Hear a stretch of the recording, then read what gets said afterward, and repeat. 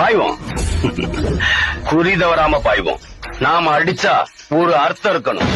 தன் பாதம் பட்ட மண்ணை நெஞ்சில் அள்ளி பூசு, அடிமைக்கும் வீரம் வரும் ஆற்றல் கொண்டு வீசு, கண்ணில் தீயை முட்டி நின்று வீர வாழ்வை பேசு. தலைவா நீ வாழ்க, எங்கள் தேச தலைவனின் வீரம் பணியாது, எங்கள் அண்ணன் எண்ணத்துக்கு ஈடு இணையேது, பலியின்றி வாழ்வில் ஒரு வெற்றி கிடையாது. தலைவா நீ வாழ்க.